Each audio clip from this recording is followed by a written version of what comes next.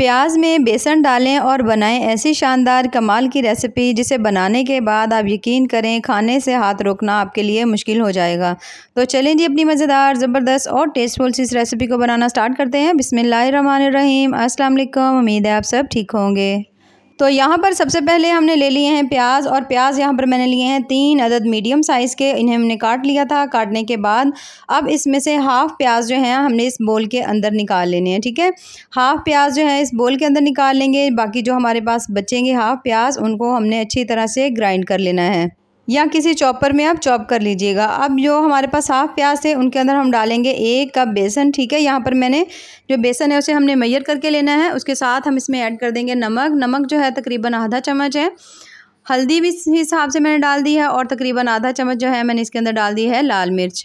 इन तमाम चीज़ों को डालने के बाद अब हम इसमें ऐड करेंगे कुछ मसाले। तो सबसे पहले मैं इसमें डाल रही हूँ धनिया पाउडर, 1/3 चम्मच मैंने इसके अंदर डाल दिया है। थोड़ा सा साबित दरदरा इस तरह से हाथों से आप कर लीजिएगा साबित धनिया, वो डाल देंगे। और आधा चम्मच हमने इसमें डाल दिया है गरम मसाला। उसके साथ ही हम इसमें ऐड कर देंगे थोड़ा सा सब्ज़ धनिया।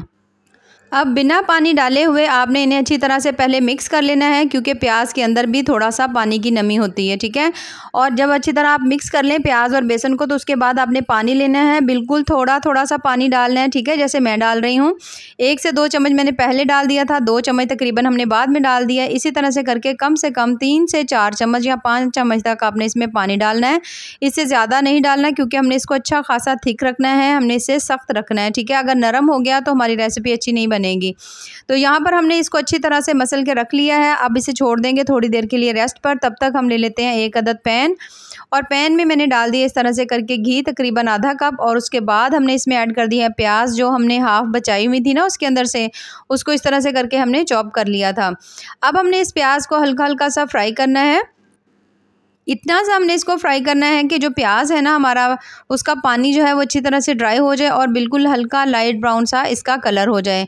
तो यहाँ पर आप देख सकते हैं जो प्याज है वो अच्छी तरह से काफ़ी हद तक पक चुका है। इसके अंदर पानी की नमी भी ख़त्म हो चुकी है, हल्का लाइट ब्राउन होने लग गया है। तो अब हम इसमें ऐड कर देंगे 1 चम्मच भरकर फ्रेश अदरक लहसुन का पेस्ट। इससे खुशबू बड़ी ही प्यारी आती है जब आप फ्रेश अदरक लहसुन डालते हैं।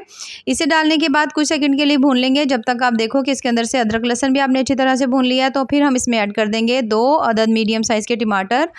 इन्हें भी बिल्कुल बारीक से इसका हमने पेस्ट बना लिया था। उसके साथ इसमें डाल देंगे 5 से 6 अदद बिल्कुल बारीक से कटी हुई सब्ज़ मिर्चें। ठीक हो गया। इन तमाम चीज़ों को डालने के बाद अब हमने इसे अच्छी तरह से भून लेना है।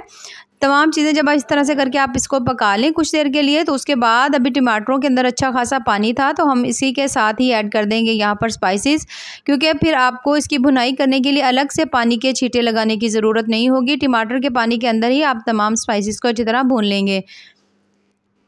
और यहाँ पर मैंने नमक है, मिर्च है, हल्दी है, तीनों चीज़ें मैंने आधा आधा चम्मच डाली हैं। अब हमने इन तमाम है जब तक कि मिर्चों का कच्चापन ख़त्म नहीं हो जाता। यहाँ पर अगर आपको लगे कि थोड़ा सा पानी का छींटा लगाने की ज़रूरत है, तो आप हल्का सा लगा सकते हैं, ताकि मसाला जले नहीं और अच्छी तरह से जो मसाला है ना वो आपका तैयार हो जाए, मिर्चों का कच्चापन ख़त्म हो जाए और प्याज टमाटर तमाम चीज़ें अच्छी तरह सॉफ्ट हो जाए। 1 से 2 मिनट भुनाई करने के बाद अब हमने इसमें ऐड कर दिया है थोड़ा सा, मैंने आधा चम्मच तकरीबन धनिया पाउडर और थोड़ी सी काली मिर्च, क्योंकि काली मिर्च से एक अलग ही आपको टेस्ट आएगा। अगर हो तो डाल लीजिएगा, लेकिन नहीं हो तो आप इसको स्किप भी कर सकते हैं, लेकिन अगर डालेंगे ना तो टेस्ट बड़ा ही मज़े का आएगा। इन तमाम चीज़ों को डालने के बाद अब हमने इसकी अच्छी तरह भुनाई कर लेनी है 1 से 2 मिनट के लिए मीडियम फ्लेम के ऊपर। उसके बाद हमने इसमें डालना है पानी, और पानी यहाँ पर तकरीबन मैंने इसमें 1.5 गिलास डाला है। ठीक है, 1 और आधा गिलास हमने इसमें पानी डाल दिया है। अब इसके ऊपर ढक्कन लगा देंगे और इसे 1 बॉयल आने का वेट कर लेंगे। और यहाँ पर जो बेसन है इसे भी पड़े हुए 5 से 6 मिनट हो चुके हैं। यहाँ पर आप देख सकते हैं अच्छा खासा ये सख्त है। अब एक दफ़ा मैं आपको ये देखिए इस तरह से करके दिखा देती हूँ। थोड़ा सा पहले से ये नरम हो गया, जब हमने पहले इसको गूंद के रखा था तो अच्छा खासा सख्त था। अब जो प्याज है इसके अंदर, प्याज के अंदर भी थोड़ी बहुत पानी की नमी थी, उसके साथ इसमें हमने नमक और बाकी मसाले डाले हुए थे, तो उसकी वजह से भी थोड़ा सा ये बेसन जो है ना सॉफ्ट हो गया है। अब ये बहुत ज़्यादा हमारी रेसिपी कमाल की बने, बहुत ज़्यादा ये सॉफ्ट हो हमारा बेसन, तो उसके लिए हमने इसमें 1.5 चम्मच जो है ना, 1.5 या 2 चम्मच आपने इसके अंदर डाल देना है कुकिंग ऑयल या घी। ठीक है, अगर कुकिंग ऑयल नहीं हो तो घी को मेल्ट करके भी डाल सकते हैं, उसे बहुत ज़्यादा सॉफ्ट बनेगी। अब इसे डालने के बाद आपने ना इसको अच्छी तरह से मिक्स कर लेना है। अच्छी तरह जब ये मिक्स हो जाए इस तरह से करके, तो फिर आपने हल्का सा हाथ के ऊपर बिल्कुल थोड़ा सा इस तरह से करके हल्का सा ऑयल लगा लेना है कि हाथों के साथ ये ना चिपके बेसन जो है। और अब हमने बिल्कुल थोड़ा थोड़ा सा लेना है, ज़्यादा नहीं लेना। और अब हमने इसकी छोटी छोटी सी इस तरह से करके बॉल्स बनाते जाना है। ये देखें इस तरह से करके अब आपने इस तरह इसकी बॉल्स बनाते जाना है। सेम साइज़ की बॉल्स बनाएंगे, बड़े बड़े साइज़ की बॉल्स नहीं बनाएंगे। अगर आपको लगे कि थोड़ा सा हाथों को चिपक रहा है तो आप हल्का सा बिल्कुल एक ड्रॉप जो है ना आप ऑयल लगा लेंगे तो हाथों को चिपकेगा नहीं। यहाँ पर आपका दिल करे तो कोई इसकी शेप, कुछ टिक्की शेप बनाने को या कोई रोल शेप बनाने को तो आप वो भी बना सकते हैं। लेकिन इस तरह से जब आप बनाएंगे, रफली बनाने की ज़रूरत है, बिल्कुल सही तरह बनाने की ज़रूरत नहीं है, क्योंकि आगे चलकर मसाला जो है ना इसको एब्जॉर्ब कर ले। और यहाँ पर आप देख सकते हैं इसमें एक बॉयल आ चुका है जो हमने रखी हुई थी ग्रेवी पकने के लिए। अब हमने यहाँ पर ले लेनी है कोई भी स्टीम करने वाली छन्नी जो होती है ना, वो आपने ले लेनी है। इस तरह से करके मैं इसको इसके ऊपर रख दूँगी। रखने के बाद इसके ऊपर हमने हल्का हल्का सा ब्रश की मदद से ऑयल लगाना है, ताकि जो हमने रोल से बना कर रखे हुए थे ना बेसन के, वो इसके ऊपर चिपके नहीं। अगर आपके पास ये वाली ना हो छन्नी स्टीम करने वाली, तो हम आम घर में जो आटा छानने वाली छन्नी होती है ना, आप वो भी ले सकते हैं। नीचे कोई डोंगी या स्टैंड रख लें, उसके ऊपर आप उसे छन्नी को रख कर सेम इसी तरह से ऑयल लगाकर आप काम कर सकते हैं। अब हमने ये जो बेसन के रफली से रोल बनाकर रखे हुए थे ना, ये तमाम आपने इसके ऊपर इस तरह से करके रख देने हैं। इस तरह से जब आप रखेंगे ना, तो एक तो ये नीचे से जो हमारी ग्रेवी होगी पक रही है पहले से ही, बहुत अच्छी तरह से वो भी पक जाएगी। दूसरा ये जो रोल है वो बहुत अच्छी तरह से स्टीम हो जाएंगे, अंदर तक पक जाएंगे, जिससे इसका टेस्ट और मज़ा बहुत बहुत ज़्यादा कमाल का आएगा। क्योंकि आमतौर पर अगर हम इसे फ्राई करें तो बहुत ज़्यादा ऑयल जो है बेसन एब्जॉर्ब कर लेता है, तो वो भी इतने ज़्यादा हेल्दी नहीं होते। तो सबसे ज़्यादा हेल्दी वे में यही रेसिपी थी, तो बहुत ज़्यादा इससे टेस्ट और मज़ा बड़ा ही आपको एक अलग लेवल का मिलेगा। ढक्कन लगा देंगे। ढक्कन लगाकर कम से कम 10 मिनट के लिए छोड़ देंगे, 10 से 12 मिनट के लिए मीडियम लो फ्लेम के ऊपर, ठीक है। एक बॉयल आने के बाद जब मीडियम लो फ्लेम हो जाए ना, फिर छोड़ दीजिएगा। और यहाँ पर हमारे तमाम जो बेसन वाली बॉल्स थी वो ज़बरदस्त सी माशाल्लाह तैयार हो चुकी हैं, कोई भी नहीं चिपकी, क्योंकि हमने इसके ऊपर हल्का सा ऑयल लगाया हुआ था। और ये इतनी ज़्यादा टेस्टी मज़े की बनी है कि आपका दिल करेगा कि आप इसको ऐसे ही खा लें।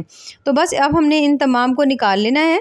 निकालने के बाद हमने इसको थोड़ा सा ना हल्का सा ठंडा कर लेना है। बहुत ज़्यादा ठंडा करने की भी ज़रूरत नहीं है, बल्कि इसी तरह से जैसे ही आप हम निकालेंगे 1 से 2 मिनट के बाद हम इसको इसके अंदर डाल देंगे। तमाम बॉल्स हमने इसके ऊपर से उठा ली हैं। उठाने के बाद ये जो स्टीम करने वाली छन्नी है इसे भी हम उठा लेंगे। और यहाँ पर आप देख सकते हैं माशाल्लाह बहुत मज़ेदार सी हमारी जो ग्रेवी है वो भी तैयार हो चुकी है, और हमें इतनी ही चाहिए थी। अगर आपको थोड़ी पतली ग्रेवी पसंद हो तो आप थोड़ा सा इसके अंदर पानी ऐड कर सकते हैं, वो भी गर्म पानी ऐड करिएगा, ठंडा पानी ना ऐड करिएगा। अब जो बॉल्स थी हमने बनाकर रखी हुई बेसन की, वो तमाम हमने इसके अंदर डाल दी है। डालने के बाद हमने इसको अच्छी तरह से, ये देखिए इस तरह से करके आपने मिक्स कर लेना है। अच्छी तरह जब आप इसको मिक्स कर लेंगे ना, तो फिर हमने इसके ऊपर ढक्कन लगा लेना है, ठीक है। इस तरह करके अच्छी तरह चम्मच चलाएंगे और इसके ऊपर ढक्कन लगा देंगे, ताकि तो जो ग्रेवी है उसका अच्छी तरह से टेस्ट जो है इन बेसन के अंदर आ जाए। तो बहुत ज़्यादा मज़ेदार, बहुत बहुत ज़्यादा टेस्टी सी हमारी आज की जो रेसिपी है ना वो बनेगी। तो यहाँ पर मैं इसके ऊपर ढक्कन लगा रही हूँ। 5 से 6 मिनट के लिए बिल्कुल हल्की मीडियम फ्लेम के ऊपर छोड़ देंगे। और तकरीबन 5 से 6 मिनट के बाद यहाँ पर जो ग्रेवी है थोड़ी सी और थिक हो चुकी है, और हमारी जो बॉल्स बनी हुई थी बेसन वाली वो भी बहुत ज़्यादा कमाल की और टेस्टी बनी है। तो यहाँ पर हम इसके ऊपर डालेंगे थोड़ी सी कसूरी मेथी डाल देंगे, और उसके साथ थोड़ा सा हम इसके ऊपर डालेंगे सब्ज़ धनिया। यहाँ पर अगर आपका दिल करे गरम मसाला ऐड करने को या कोई और मसाला ऐड करने को तो आप कर सकते हैं। तो यहाँ पर हमने कसूरी मेथी डाल दी, थोड़ा सा सब्ज़ धनिया डालेंगे, और उसके बाद दोबारा से इसको अच्छी तरह मिक्स कर देंगे। और माशाल्लाह बहुत ज़्यादा मज़ेदार, बहुत ज़्यादा टेस्टी सी हमारी बेसन की जो आज की रेसिपी वो तैयार हुई है, जो वाकई में बहुत बहुत ज़्यादा शानदार बनी है। तो इसे मैं यहाँ पर निकाल कर आपको प्लेट में दिखाती हूँ। ये देखिए माशाल्लाह, आप ग्रेवी चेक करें कितनी मज़े की इसकी ग्रेवी बनी हुई है। और जो बॉल्स हैं इसमें हमने जब बेसन को हम बना रहे थे ना, तो उसके अंदर जो हमने डाला था 1 चम्मच कुकिंग ऑयल, उससे ये बहुत ज़्यादा सॉफ्ट हो गया है। तो जब आप इसे खाएंगे ना, तो आपको इसका टेस्ट बड़ा ही कमाल का लगेगा। ये देखिए माशाल्लाह कितनी ही मज़ेदार लग रही हैं। तो अगर आपको मेरी आज की ये रेसिपी पसंद आए तो चैनल को ज़रूर लाइक करें, सब्सक्राइब करें। बेहद टेस्टी, बहुत बहुत ज़्यादा मज़े की बनी है। तो यहाँ पर थोड़ा सा मैं आपको चेक भी करवा देती हूँ। ये देखिए कितनी सॉफ्ट बनी है, ये देखिए माशाल्लाह से अंदर तक ये पकी हुई है, ये देखें। तो ज़रूर इस रेसिपी को ट्राई करिएगा और हमें कमेंट्स में ज़रूर बताइएगा कि आपको हमारी ये रेसिपी जो है वो कैसी लगी। बाकी दुआओं में याद रखिए। अल्लाह हाफिज़।